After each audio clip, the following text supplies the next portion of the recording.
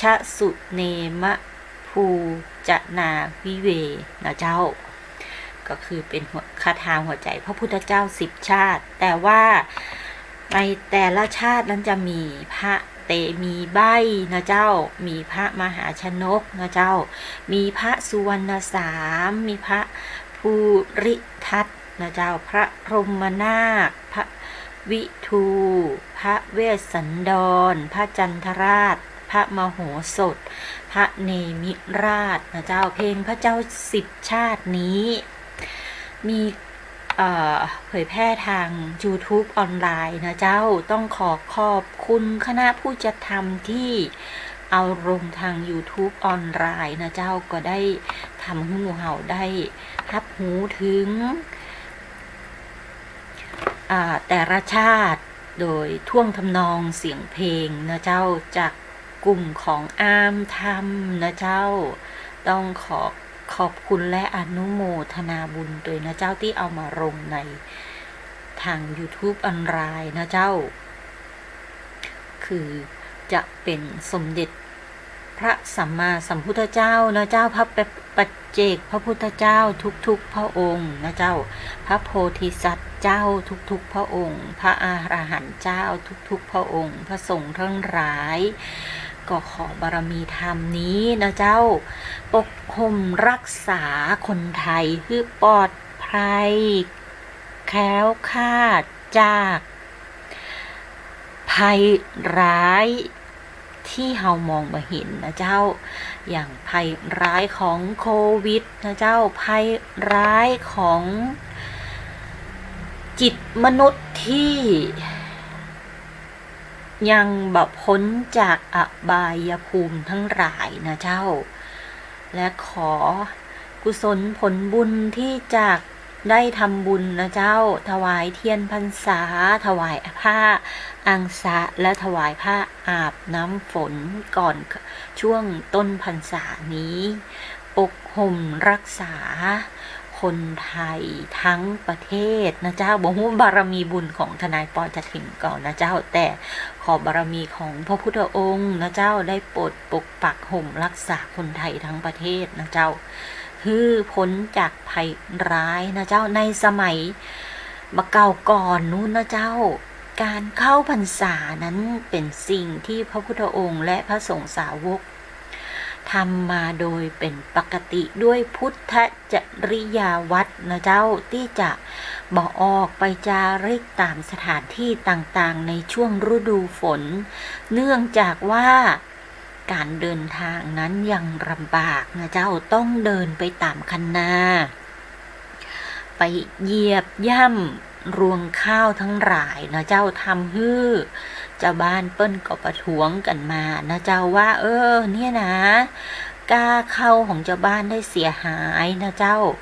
สัตว์เล็กสัตว์น้อยออกหากินก็ถึงแก่ความตายเมื่อพระพุทธเจ้าฮู้ก็เลยวางระเบียบวินัยในเรื่องการเข้าพรรษาเป็นระยะเวลา3 เดือนนะเจ้าการเข้าพรรษาตามวินัยสงฆ์นั้นเปิ้นบอกว่า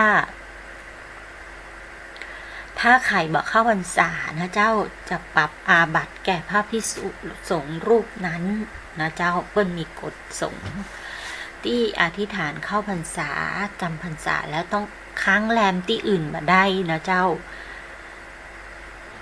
ก่อนรุ่งสว่างก็ถือว่าพระภิกษุก็ง่ายคือเดินไปเดินมาตั้งนอกก็ออกพรรษาก็ขาดพรรษาแล้วนะเจ้าอาบัติทุกกฎเพราะรับคำอาบัติเข้าไปแล้วพระสงฆ์รูปนั้นจะบ่ได้รับอานิสงส์พรรษาบ่ได้จะรับผ้ากฐินบ่ได้นะเจ้าทั้งยังบ่ฮื้อนับพรรษาที่ขาดนั้นแถมนะเจ้าประเภทของการเข้าพรรษาของพระสงฆ์มี2 อย่างนะเจ้าปุริมพรรษากับปัจฉิมพรรษานะเจ้าในช่วงต้นสาเหตุที่เปิ้นมีการถวายผ้าอาบน้ำฝนนะเจ้า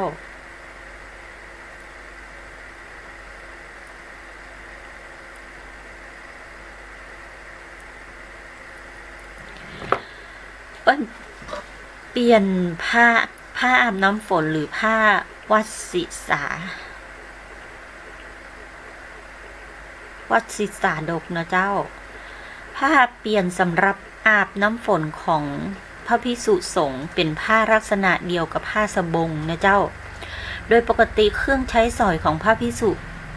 ตามพุทธานุญาตที่มีประจำตัวนั้นมีเพียงอัฐบริขารคือสบงจีวรสังฆติ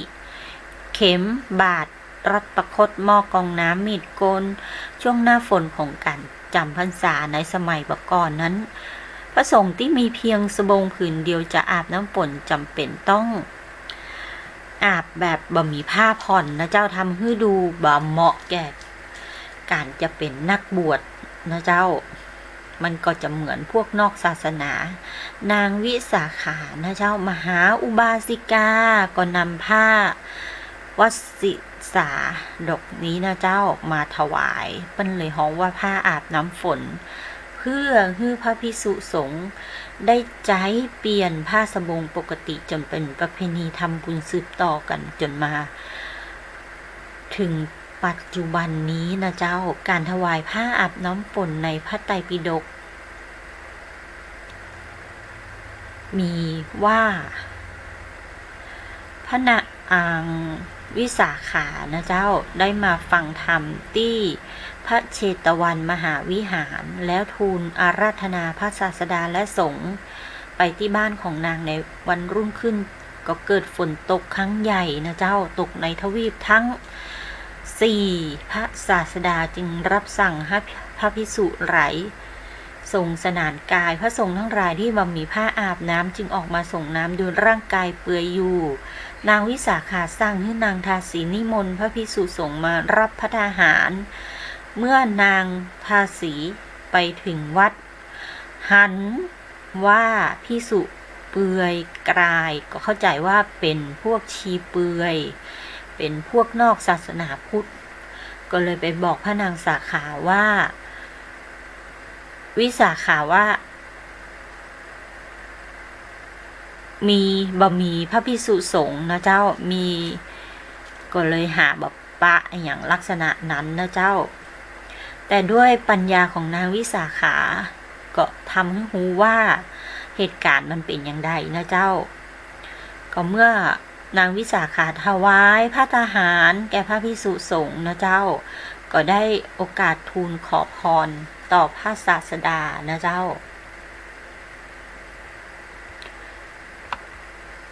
นางวิสาขาก็ขอถวายผ้าวัสสิกาดกวัสสิกสาดกนะเจ้าแก่พระสงฆ์เพื่อปกปิดความเปื่อยกายนะเจ้า2ถวายภัตตาหารแด่พระอคันตุกะเนื่องจากว่าพระอคันตุกะทนายปอพูดผิดขอถวายพัดนะเจ้าแด่พระอคันตุกะเนื่องจากพระอคันตุกะไปชำนาญชำนาญในหนทางนะเจ้าอันที่3ก็ถวายข้ามิกพัดแก่พระผู้เตรียมตัวเดินทางเพื่อจะได้พัดจากหมู่เกวียนนะเจ้าอันที่4ถวายขิลานพัดแก่พระอาพาธเพื่อเบิกฮื้ออาการอาพาธกำเริบนะเจ้าอันที่5ถวายพัดแด่พระผู้พยาบาลและพระอาพาธเพื่อให้นำขิรานพัดไปถวายพระอาพาธได้ตามกาลเวลาและพระผู้พยาบาลจะได้อดอาหารอันที่6ถวายขิรานเภสัชแก่พระอาพาธเพื่อให้อาการอาพาธทุเราลงนะเจ้าอันที่7ขอถวายยาคูเป็นประจำแก่พระสงฆ์อันที่8ถวายอุทกสาดกผ้าอาบน้ำฝนแก่พระภิกษุสงฆ์เพื่อปกปิดความงามและบ่ให้ถูกเย้ยหยันเหตุผลที่นางวิสาขาถวายผ้าอาบน้ำฝนก็เพื่อปกปิดความเปื่อยนะเจ้าในเวลาสงน้ำ สุมาเจ้าดังนั้นนางวิสาขาจึงเป็นอุบาสิกาคนแรกที่ถวายผ้าอาบน้ำฝนวัสสิสาดกแก่พระสงฆ์ตั้งแต่ในครั้งแรกนั้นนะเจ้าจึงผ้าอาบน้ำฝนจึงก็เป็นบริขารพิเศษที่พระพุทธเจ้าอนุญาตให้พระสงฆ์ใจจึงจำเป็นต้องทำให้ถูกต้องตามวินัยปิฎก บาอันจะต้องอาบัตินิกสัตคียะปาจิตตีคือทำผ้ากว้างยาวให้ถูกขนาดตามวินัยคือยาว6 คืบพระสุคตกว้าง2 คืบครึ่งตามมาตราปัจจุบันก็คือยาว4 ศอก3 กระเบียดกว้าง1 ศอก1 คืบ4 นิ้ว1 กระเบียดเศษถ้าหากมีขนาดกว้างกว่านี้พระสงฆ์ต้องตัดให้ได้ขนาดจึงจะปรงอาบัติได้ตรงนี้นะเจ้าก็คือเป็นพระวินัยที่เปิ้นบอกไว้นะเจ้า